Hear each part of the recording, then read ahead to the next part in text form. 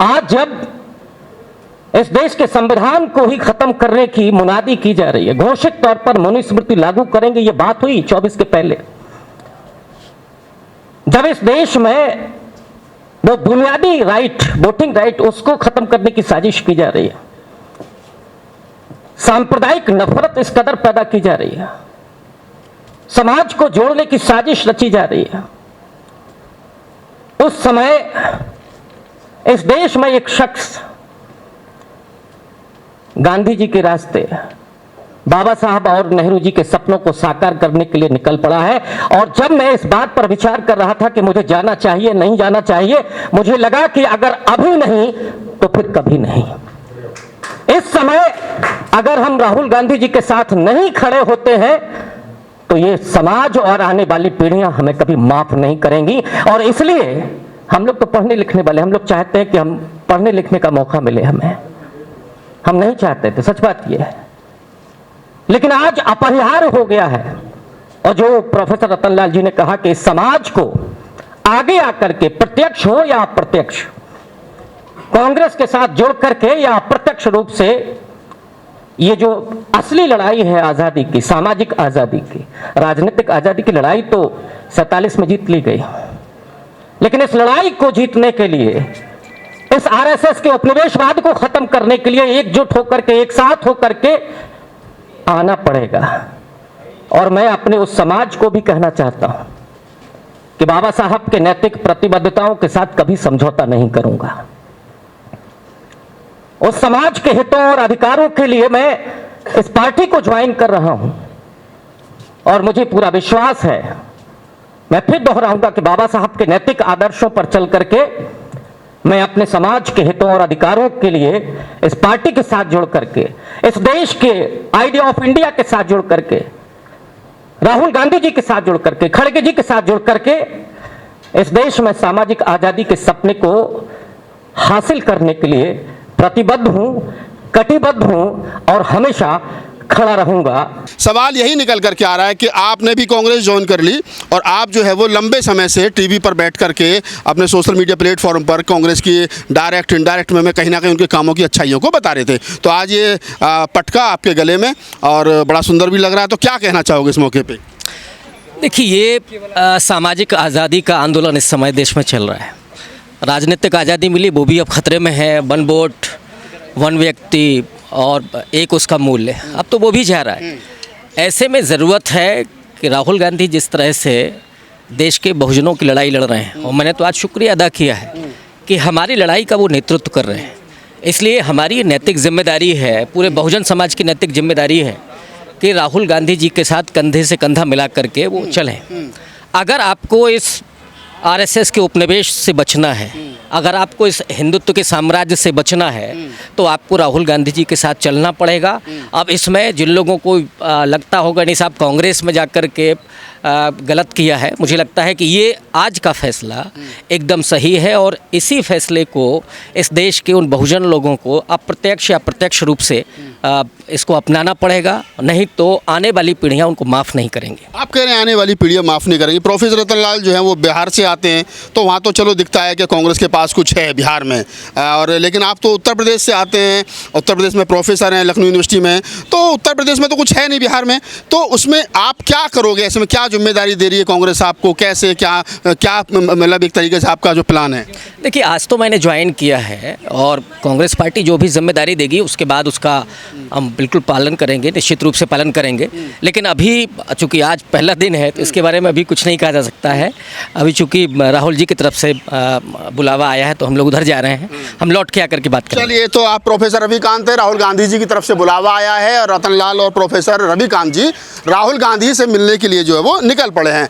हमने कुछ तीखे सवाल भी किए और जानने की और समझने की और समझाने की भी कोशिश की कि आखिरकार दलित बुद्धिजीवी वर्ग में आखिरकार कांग्रेस के प्रति रुझान क्यों बढ़ रहा है। प्रोफेसर रतनलाल ने, रविकांत ने जिस प्रकार से बताया कि कांग्रेस ही विकल्प है ताकि बाबा साहब डॉक्टर अम्बेडकर के दिए हुए हक हकूक़ को बचाया जा सके, जिस प्रकार से भारतीय जनता पार्टी भारतीय संविधान और वोट के अधिकार को रौंद रही है, छीन रही है, वो कहीं ना कहीं इस देश के दलित और पिछड़ों को पंगु बना देना चाहती है। इस पूरी बातचीत के बारे में आपकी क्या प्रतिक्रिया है, हमें कमेंट सेक्शन बताइए। धन्यवाद।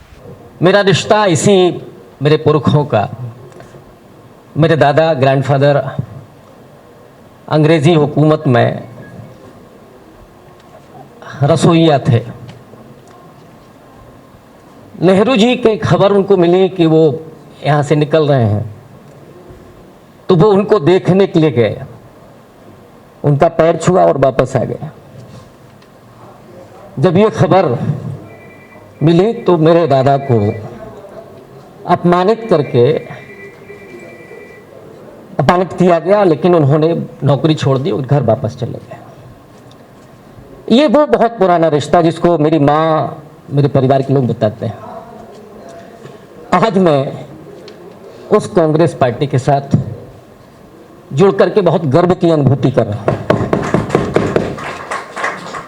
जिस तरह से आज़ादी के आंदोलन में ब्रिटिश साम्राज्यवाद और उपनिवेशवाद के खिलाफ गांधी जी ने अफ्रीका से वापस आकर के कांग्रेस के आंदोलन को जन आंदोलन बनाया था, मुझे लगता है कि आज आरएसएस का उपनिवेश इस देश में चल रहा है और ज़रूरत है राहुल गांधी जी के नेतृत्व में कांग्रेस पार्टी के आंदोलन को जन आंदोलन में बदलने की।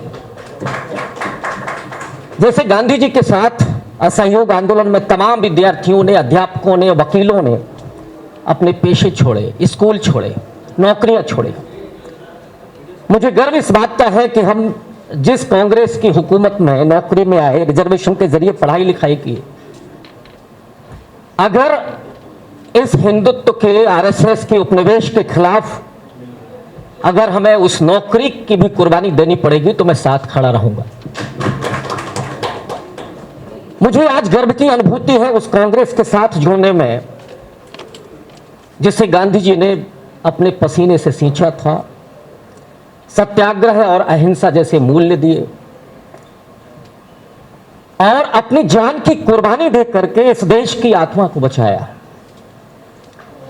मुझे गर्व हो रहा है उस कांग्रेस पार्टी के साथ जुड़ने से जिसे पूर्ण स्वराज का सपना आदरणीय नेहरू जी ने दिया, श्रद्धेय नेहरू जी ने दिया, और वो शख्स जो आज़ादी के लिए जेल में 9 साल से ज़्यादा रहते हुए डिस्कवरी ऑफ इंडिया जैसी किताब लिखते हैं जिसमें भारतीयता को परिभाषित किया गया। क्या है भारत माता, ये नेहरू जी ने बताया। और आज़ादी के बाद प्रधानमंत्री रहते हुए राष्ट्रीय एकता, सामाजिक न्याय और गरीबी उन्मूलन के लिए जो उन्होंने काम किया, और काम ही नहीं किया। जो लोग नेहरू गांधी परिवार पर हमला करते हैं या तो वो नादान हैं या बदमाश हैं,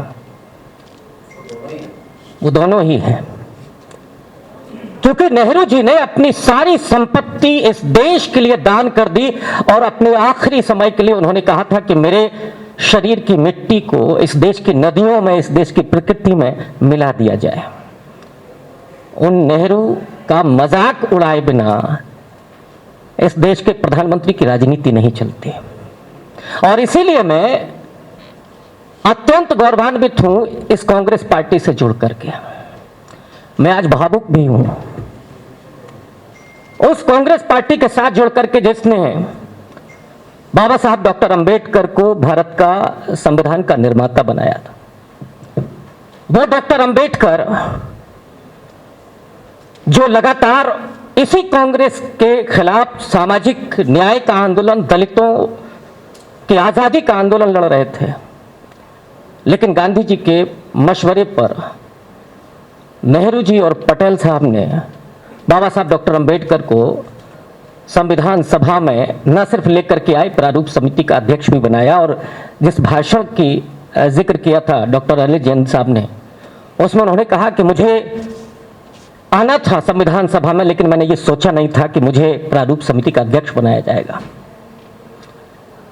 तो इसलिए मैं बहुत भावुक हो रहा हूं कि बाबा साहब इस देश के पहले कानून मंत्री बने, उस देश में जहां मनुस्मृति के आधार पर 1000 साल तक शासन व्यवस्था चलती रही और दलितों का उत्पीड़न होता रहा, उसी दलित समाज से बाबा साहब निकल करके इस देश के संविधान की रचना करते हैं।